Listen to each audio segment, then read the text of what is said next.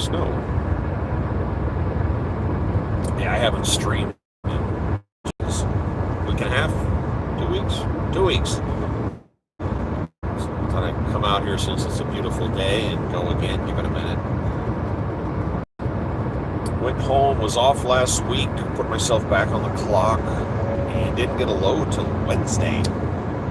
Delivered Thursday morning, and I've been sitting ever since, and now I got a load here on Saturday, which is kind of unusual, but I'll take what I can get.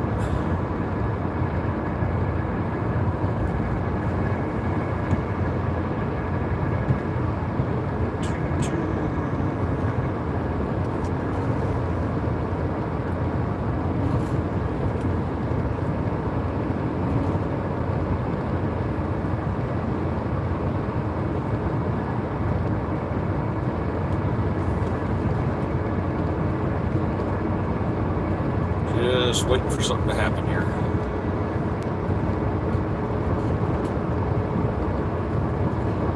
I should give it 2 minutes.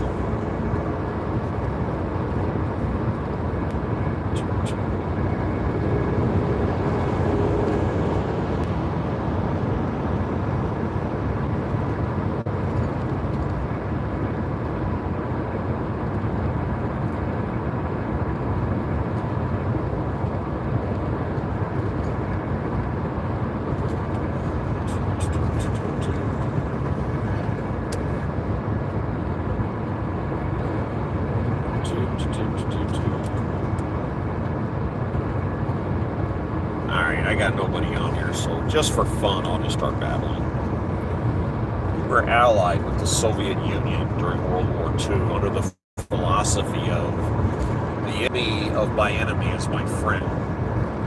And we supplied them with an incredible amount of Lend-Lease equipment, ammunition, fuel, uniforms, some tanks, some combat vehicles, but mostly trucks and transport, which is something they didn't have.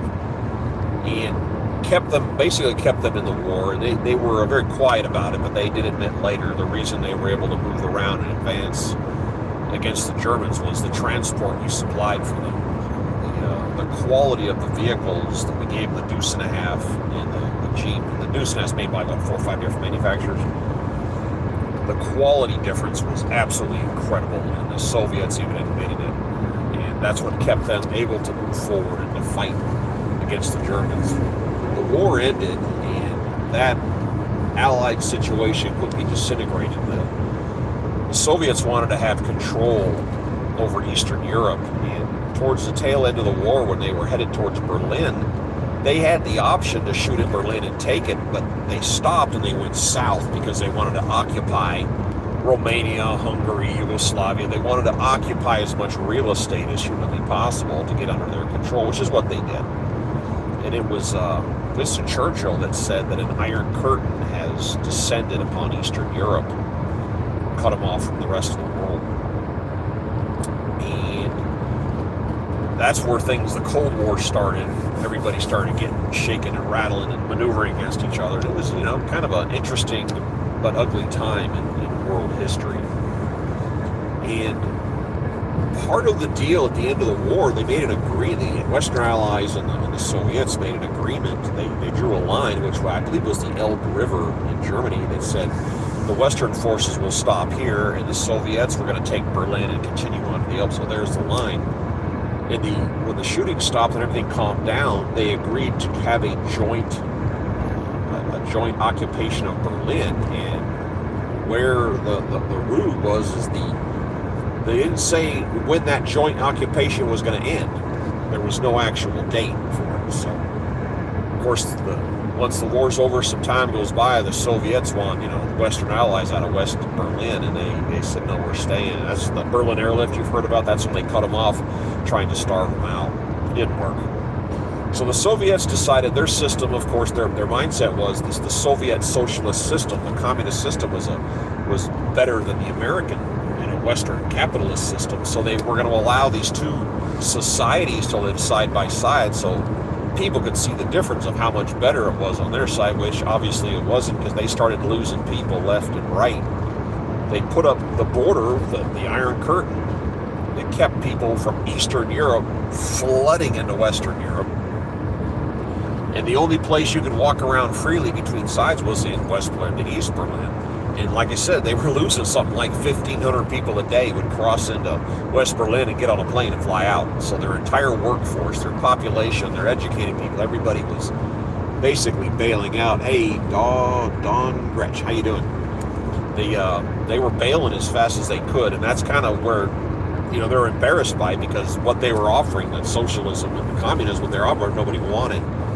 And that's where the Berlin Wall eventually showed up in 1962. They just put up a giant wall and said, okay, you can't leave. They encircled West Berlin. And then you have that whole history of people having to try to sneak into West Berlin, going under the wall and over the wall and through it. There's a whole history about that. So what caused the initial disintegration of of the Soviet system is, as time went on, they didn't upgrade stuff, because upgrading things costs money. And the Soviet Union, which is Russia and all the vassal states, was kind of primitive the way they operated. And by the mid-1960s, the economic system in Eastern Europe was kind of in shambles. Their factories were outdated or broken. Their infrastructure was falling apart, and the government was subsidizing, here's that word, they were subsidizing rent, subsidizing food, subsidizing everything to make everybody feel like everything was great, which it was not. And then in 1965, the Soviets discovered oil in Siberia, huge oceans of oil. Their geological survey people discovered it. And they got super excited, because oil is the lifeblood of the world. And they started selling oil. They became an oil exporter, and here's all the money they needed. And it came flooding in, and it saved them from collapse. Here's the problem. When you have a product that's making you a bunch of money, and you need cash to run your government, just sell oil and just keep selling it, keep selling it, the party's never going to end as long as oil was more than $30 a barrel, which it was. They're profitable, they're making money, they can feed their people, they can do subsidies on everything. They didn't spend money building up their infrastructure because they don't need it, because they got money coming in from oil. They didn't fix their factories because they don't need the factories, because they can just buy whatever they need because they have oil money. They neglected their farming system, and you got to remember that the Ukraine is considered the breadbasket of all Europe. And they neglected it through the collective farming, which doesn't work. And the yields got smaller and smaller. It doesn't matter. Why? You can just buy whatever you need. Problem is, the party ended in the early 80s when the gas prices started going down. Oil prices went down, and at one point in the early, I remember this, I was a kid, gas got down to like $10 a barrel. So now suddenly they don't have any income. They have no money coming in. They have no infrastructure. They can't even feed themselves. So in a scramble, the Soviets went hat in hand to the International Monetary Fund for a loan. And how that works is, a country wants to develop something. They want to build a dam. They want to build a port, something that's going to be a money-making operation. And they go there and they say, I need to borrow, fill in the blank, dollars. I'm a third world country. I need to borrow $200 million because I want to build this port to help these roads, to build for transport and everybody. It's going to be profitable, and with the profits from that project, I will pay this loan back. That's how it works. Well, the Soviets borrowed, I don't know how much money, and it wasn't for an infrastructure. It was just to buy food to feed their population. Oops. So they're not going to make any money off that if they're just selling food back to their own people at a loss. But that's kind of how they did that. They put themselves in a jam by borrowing money they couldn't possibly pay back. And it got to a point that ships were showing up at ports full of frozen meat and wheat, and they wouldn't pull it into the dock until they were paid. And they talk about hard currency. Hard currency is the American dollar, the Swiss franc. That's a hard currency. The euro. Rubles are a soft currency. Outside of the Russia today, rubles are valueless. They can't do anything with them. So they couldn't pay for it with cash because their currency isn't worth anything. And that's kind of where their whole system collapsed, was around money and their economic system disintegrating. And people started acting up. We all know about the Berlin Wall falling in 1989. And how that got started was there was a news correspondent for, I don't know, CBS, NBC, something like that, in 1976. And he was stationed in Moscow. And he said, in the next 10 to 15 years, the Soviet system is going to collapse. This is at the height of their money making. They got cash flowing out their ears from oil money. He said, this system's going to fall because they're going to see how the rest of the world's living because of mass media. And it was exactly 15 years later, December of 91, when it collapsed, because people started getting televisions and radios, and they started finding out how the rest of the world was living.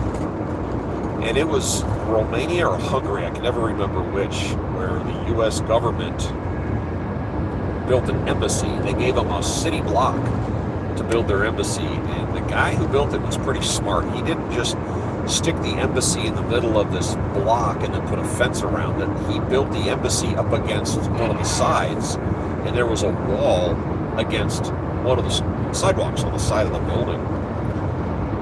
And they cut a hole in the wall and put up a big piece of glass and this is early 80s, stuck a big screen TV up against the glass showing American television. And they put some speakers outside and then it had it subtitled on the bottom.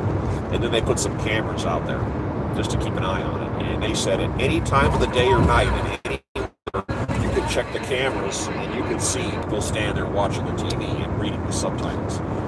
And what was going on in the West started building up strength, and groups of people in complete contradiction to the Soviet, the communist system, they started protesting, and they tried to crack down on them, and the protests just got bigger, so the governments blinked. And one of those governments gave them a little bit more freedom, and once that happened, it was like the door was open harder and harder. And I don't remember, again, Romania, Yugoslavia, Hungary, I don't remember who it was, but they opened the border and allowed people to travel across the border to, this is like in 88, I think. They were allowing people to go to the West, go on a day trip or something, and then people started flooding across, and there's videos of this on YouTube, but people would just driving down there to leave, and there's traffic jams going across the border one way, and people were just jumping out of their cars, literally throwing their keys on the hood of their car. It's like, hey, anybody who wants this, it's yours. And they ran to get across the border. They just to get out. They're afraid the door was going to close. Well, what Eastern Europe started finding out about that. So more and more people would, just happen to go on vacation and go down there. And they started doing the same thing. Everybody started running across the border to get away. And the people in Germany Eastern Germany started going down there. Well, that's when the Berlin Wall fell, because they're losing their population, and to keep the population around, they had the wall kind of fell apart over that. And there was a guy, some old dude they interviewed. He said, they put this wall up to keep everybody here, and now they're taking the wall down to keep everybody here, which is, yeah, that kind of makes sense. And whereas the East and the West in the Cold War were each other's throats during the Cold War, we didn't technically go gun barrel to gun barrel with the Soviet military, but both sides held proxy wars.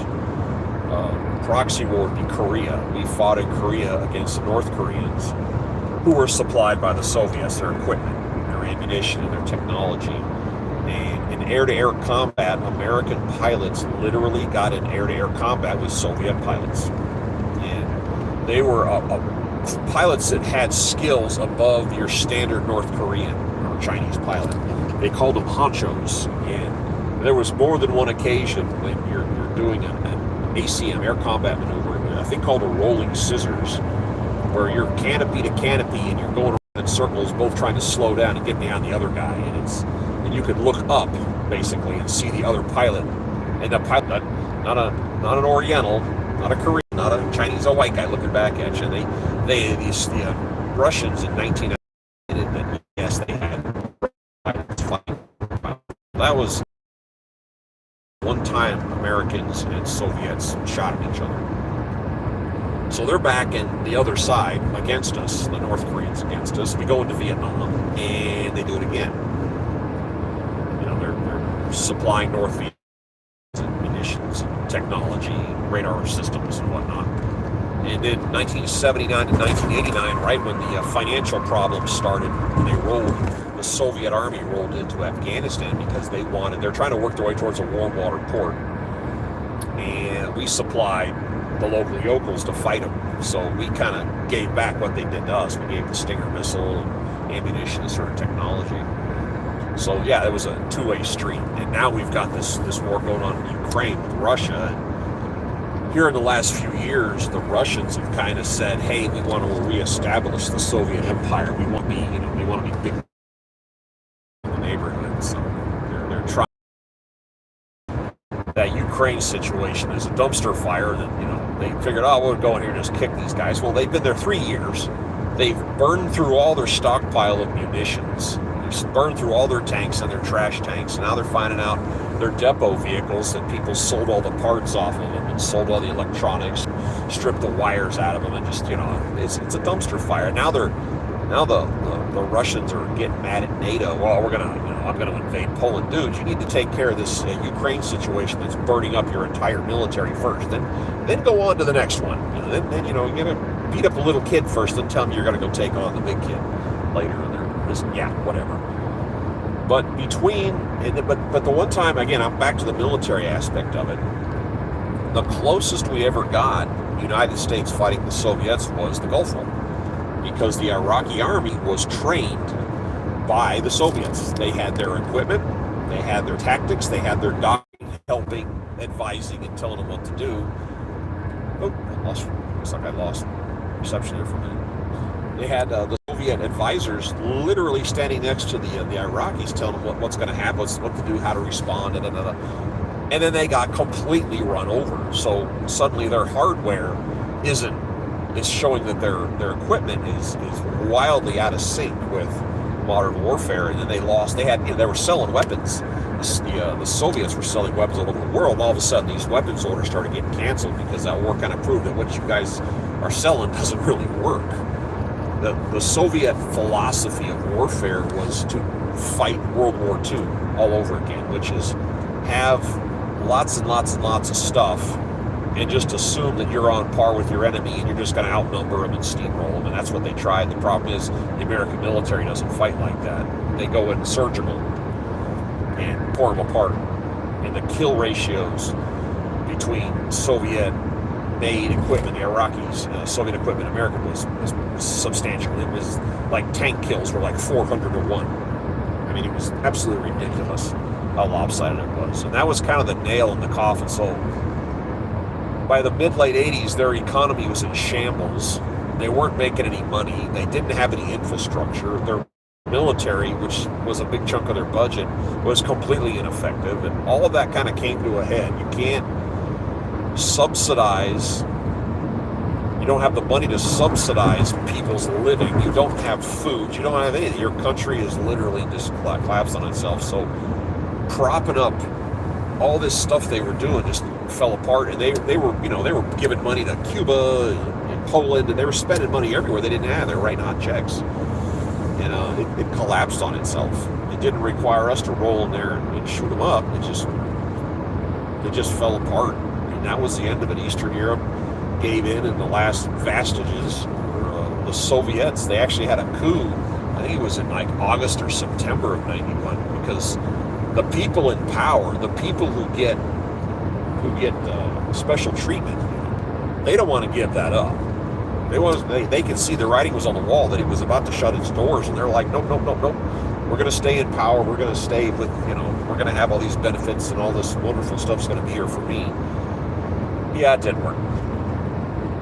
And that was a hard time over there, and I think things straightened itself out. All those little countries, Estonia, Lithuania, Latvia, Poland, they all got their act, together when they got to run themselves. Poland today is awesome.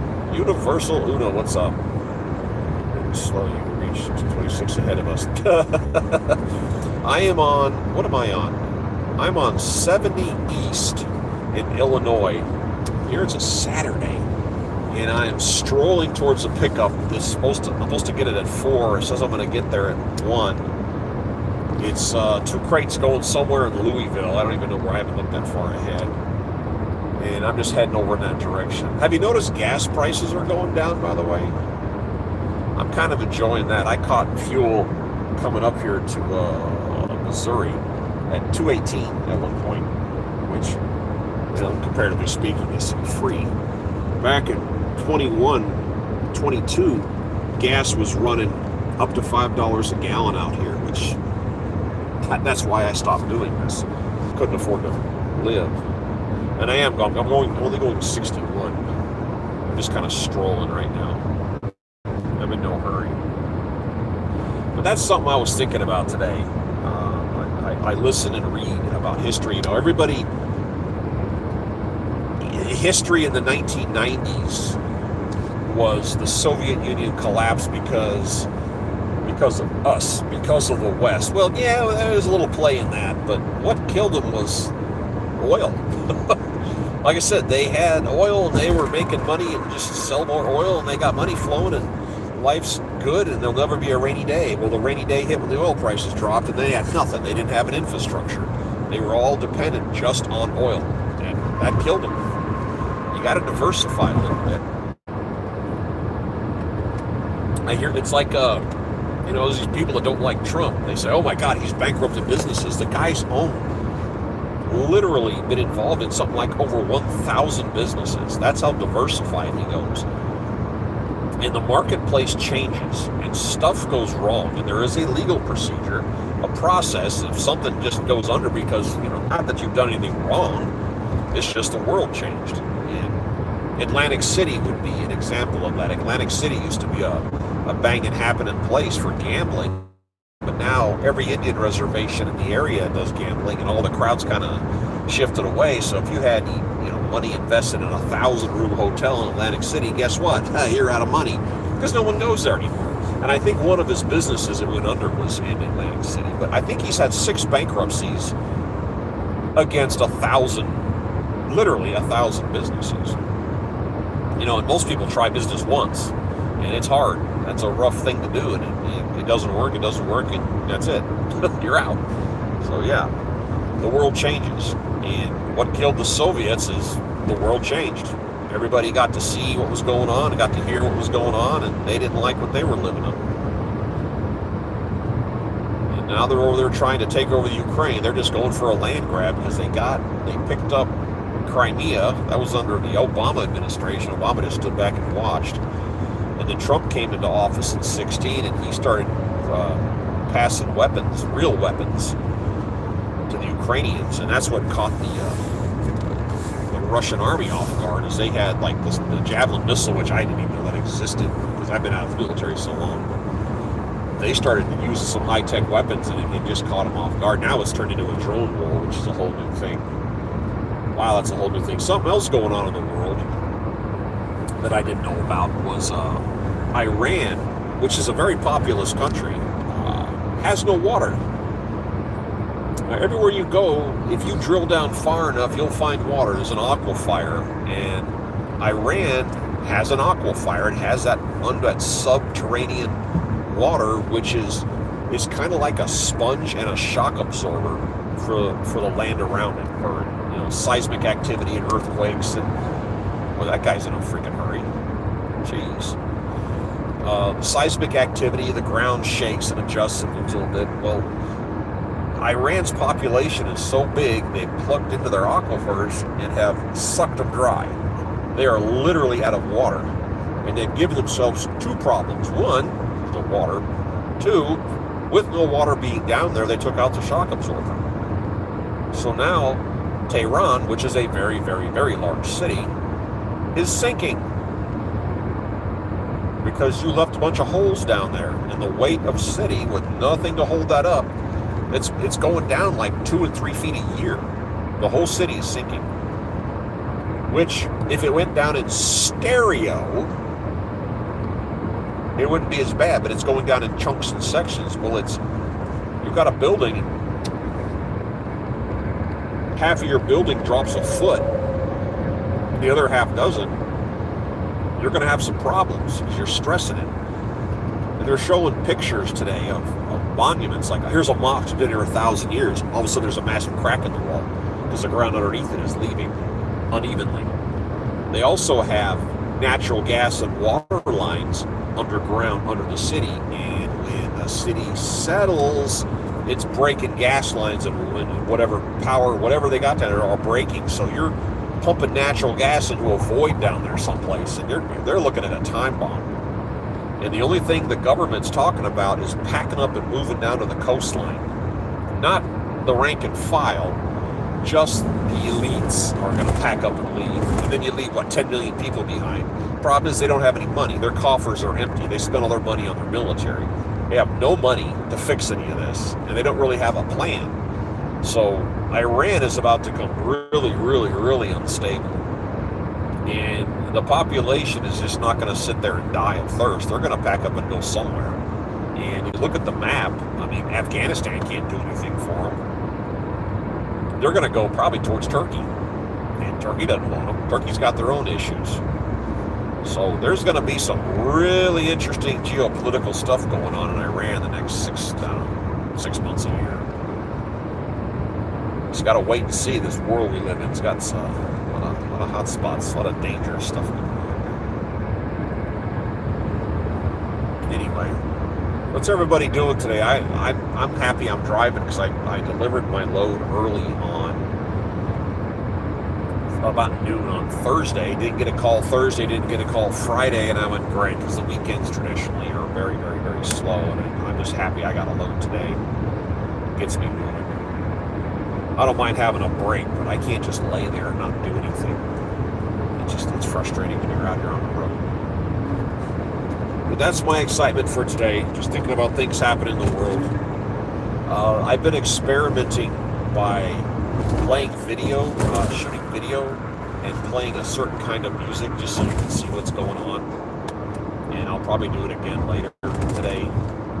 There's certain music you're allowed to use and certain music you can't. The only problem is I can't live stream while I'm doing it because my phone won't let me live stream and play music. So I have to play the music and just record it, and then I can post the video later. It's kind of weird. But that's what I'm up against right now. But this is Western Illinois going northeastbound right here. I wasn't here for the snow. I got here afterwards. But it got down to 8 degrees here the other morning. And that's kind of hard when you're, sleeping in the vehicle. Alrighty. Well, that's it for today. Like I said, I have been on here in about, just almost 2 weeks now. Since it's been 2 weeks. Wow. Okay, I'll keep putting out my nonsense going forward. Take care.